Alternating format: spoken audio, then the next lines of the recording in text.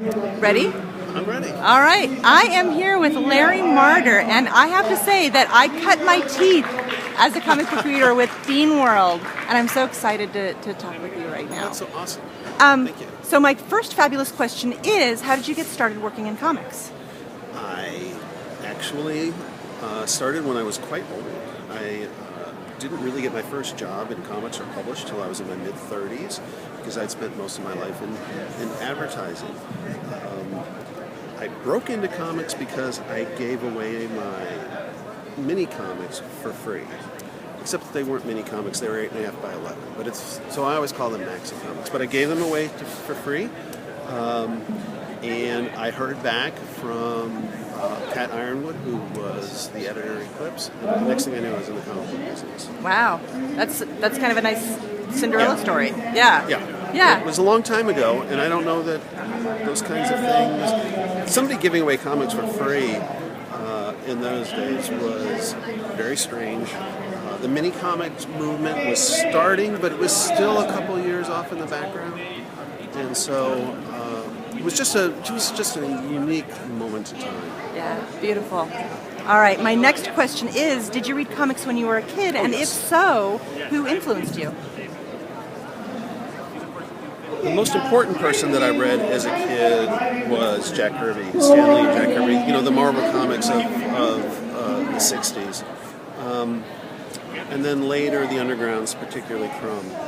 But if there was any comic that were really important when I was a kid, it would be the Mort Weisinger Superman stories, and particularly Superboy. Yeah.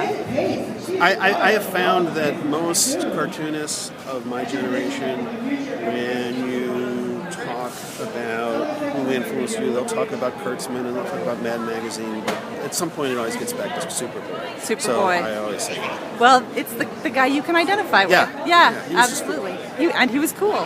For me, it was Kitty Pryde. Well, same difference. That would be the same difference. Yeah, same difference, exactly.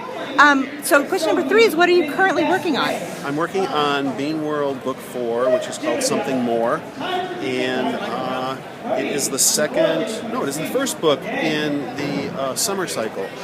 The first 3 books of Bean World, the first 3 volumes were the springtime cycle, and now I'm working on the summer cycle. Beautiful. And it features mostly the Powder Pool Cuties growing up and getting older, and the origin of the Boomer Band. Beautiful. All right. Next is, what graphic novel or comic have you read in the past, say, year that you would recommend for kids or for teens? I really liked Ivy. I can't remember. It was a Vertigo book about a girl growing up in Poland, and I can't remember the name of it. I know what you mean, and I'll find it and I'll post it. Yes. I'll put the link on the... It was awesome. And those are the 2 that really come to the most... Oh, and King City. And which one? King City. King City. All right. Very good. And my last question for you, and this is the librarian-y one, is if you were stranded on a desert island and could only bring one book with you, and it doesn't have to be a comic necessarily, what would that book be? And you can assume that you're going to be rescued in a week. It's not the only book you'll ever get to read again. I would probably, if it was a week, I'd bring Dahlgren by Chip Delaney. All right. Very good.